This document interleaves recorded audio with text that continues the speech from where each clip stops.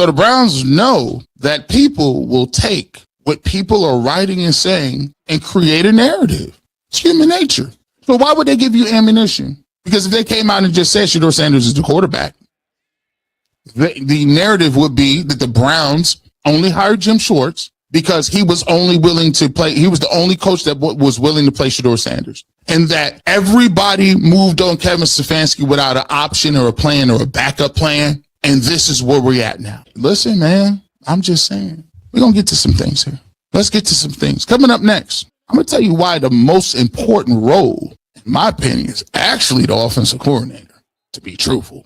We'll come back and explain that. But first, let's get to a couple more voicemails. I start a game, I don't have the right wristband? Yeah. I start a football game, I don't have the right wristband. And we're supposed to be evaluating this? Again, welcome. Everybody who's not a fan of the Browns before the season and you're taking it all in, welcome, because this is part for the course. And constantly getting in your own way. And I'm going to sit here and talk until I lose my voice again. What's good, football family? You think you know what's happening with the Cleveland Browns? Think again. The mainstream media has been feeding you narratives, but today, I'm pulling back the curtain on what's really going down in Cleveland. This isn't just another coaching search. This is a complete organizational revolution, and the pieces are finally starting to make sense. Stick with me, because by the end of this video, you're going to understand exactly why the Browns have been playing chess while everyone else has been playing checkers. I think a lot of people, that really got him, and we appreciate your call, my guy. That really got, that right there got Stefanski up out of here. Because a lot of people in the front office said the same thing. What if they would have just gave this dude any sort of attention, reps, energy, support? What if they would have just, it was made known. And then it came out that Kevin said, we're not going to play him on all this year. We're going to completely redshirt him. That's all you needed to know. You sat there and told me that we're not going to live in the past, though. We wish Kevin the best. Let's talk about something most fans don't understand. The Browns know exactly what they're doing with this silence. They understand human nature better than you think. People are going to take what's written, what's said, and create their own narrative. That's just how it works. So why would the Browns give ammunition to the media vultures circling overhead? Think about it. If Cleveland came out tomorrow and said Shedeur Sanders is our quarterback, what would happen? The narrative would immediately flip to the Browns only hired Jim Schwartz because he was the only coach willing to play Shedeur Sanders. The headlines would scream that everyone passed on Kevin Stefanski without a backup plan, and now they're scrambling. But here's the thing. That's not what's happening. Let me hit you with some facts that are going to blow your mind. Remember those last 7 games of the season? Shedeur Sanders showed up and showed out. In a season where he could have gone 5-2 if he started from day one. The 2 losses? Those came down to desperation wildcat plays and coaching decisions that had nothing to do with the quarterback position. But here's what really got the front office talking, what really opened eyes across the organization. What if they had just given this kid attention from the start? What if they'd given him the reps, the energy, the support? What if the system had been built around developing him instead of hiding him? And then it came out. Kevin Stefanski straight up admitted they were planning to redshirt Shedeur the entire year. The entire year! You draft a quarterback and decide before training camp even starts that you're not going to play him? That's not player development. That's organizational dysfunction at the highest level. Now, let me address this obsession with quarterback rankings that's destroying rational conversation about football. Do you need a top 5 quarterback to win? Here's what actually matters. You need a quarterback who's consistent, who can manage the game, who can make the throws when it counts, and who can put his team in the best position to win. Look at the evidence right in front of your face.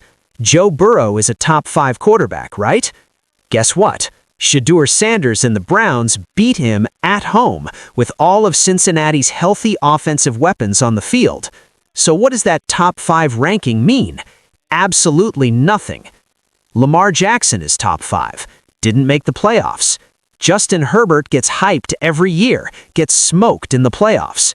The game has changed, and people are still stuck in old thinking patterns. This wasn't him reporting this, but this was him just kind of talking more flatly about Jim Schwartz, and he sort of said, maybe this is them feeling like Jim Schwartz is like, hey, if these other guys don't work out, he's kind of our safety net. He's our fallback plan, if you will.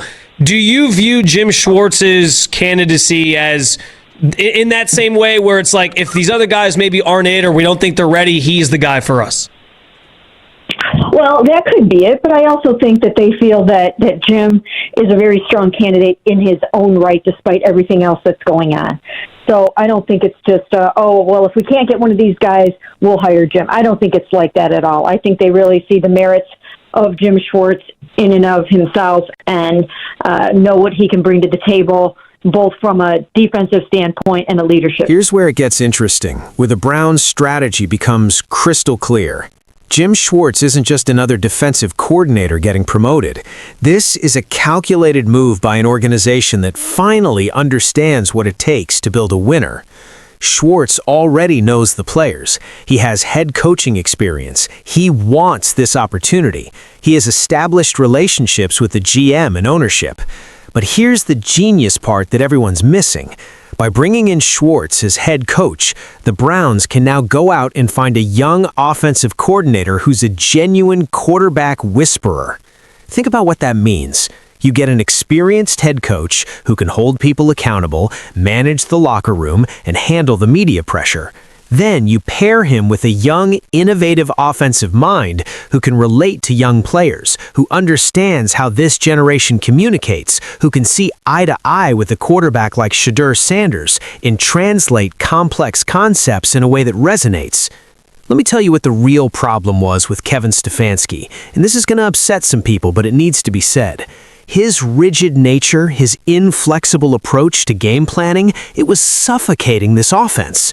There was a moment on the sideline with Kenny Pickett. He said, "I want to throw deep." Kenny's response, "You got to ask Kevin."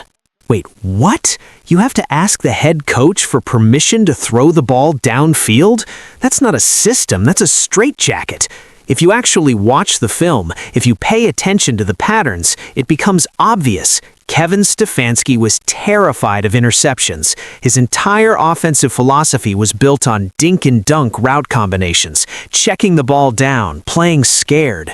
Joe Flacco looked that way under Stefanski. Jameis Winston looked that way. Shedeur Sanders looked that way. Deshaun Watson looked that way. Baker Mayfield and DTR, same story.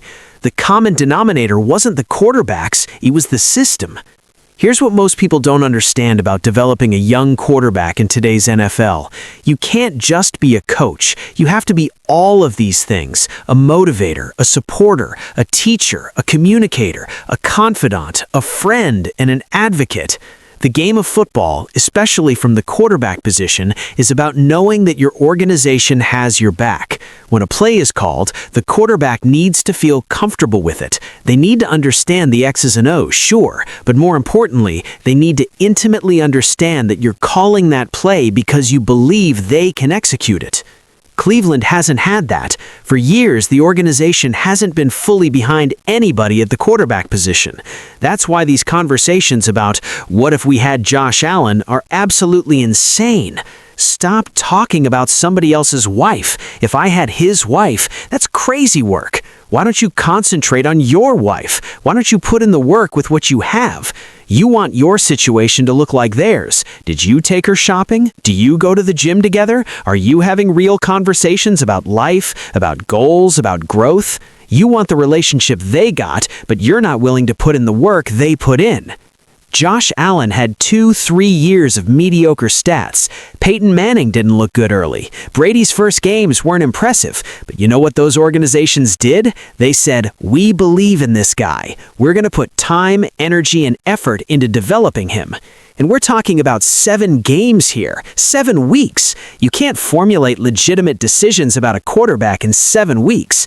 Cam Ward had games where he didn't look better than Shedeur head-to-head, but nobody's questioning him.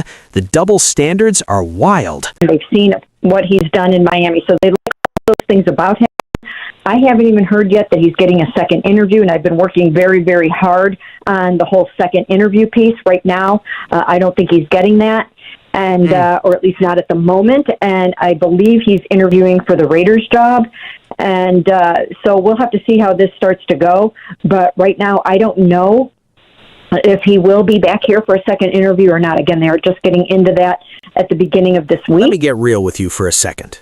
If at this point, if at this juncture, you're still trying to find reasons why Shedeur isn't the answer, if you're looking for veteran quarterbacks with no track record of success willing to take $20 million in free agency, if you're still talking about quarterback competitions, just be honest. Just come out and say it. I'm not a Shedeur Sanders fan. And you know what? That would actually work out better for everyone. State your position clearly, and then we can all move on, because there are no more football games between now and August. So what are you going to do? Spend every single day trying to come up with another reason why this kid isn't it? Here's what's really happening, and some people are uncomfortable with this truth. There's a thing called the New Cleveland. Whether you like it or not, there are new people all around this globe taking interest in the Browns. You no longer have a chokehold on what you consider the proper etiquette for Browns fans. The world is changing. The fan base is growing. The culture is evolving. I suggest you get comfortable with it, because for at least the next 6 to 8 months, nothing's changing. Some Browns fans only like the Browns when the players look like them, talk like them, identify with them. And the second somebody walks different, talks different, communicates in a way they don't understand, they want them gone. That's not football fandom. That's something else entirely. Now, about this offensive coordinator search that's been happening. Tommy Rees? He's likely out. If they're going the offensive coordinator route for head coach, they're bringing in somebody new, somebody fresh, with innovative ideas. Names like Mike LaFleur, Matt LaFleur's little brother, are being thrown around. That's new blood with new ideas. He could potentially bring coordinators like Nate Hackett. These are the kinds of moves that signal organizational change. Look, I get it. Change is uncomfortable, but this is about more than just one player or one coach. This is about an entire organizational philosophy shift. The Browns are finally thinking long-term. They're building a foundation instead of chasing quick fixes. The silence isn't weakness, it's strategy. The patience isn't indecision, it's planning. And the faith in Shedeur Sanders isn't blind hope. It's based on what they've seen when this kid actually got a chance to play. So here's my challenge to you. Have some fun with this process. Talk about the draft, discuss free agency, debate the coaching candidates, but don't make yourself miserable between now and the season. It's okay to have new information. It's okay to change your perspective when the evidence changes. The new Cleveland is here. The question is, are you ready for it? If you made it this far, you're part of the real conversation. Hit that subscribe button because we're going to be covering every move this organization makes.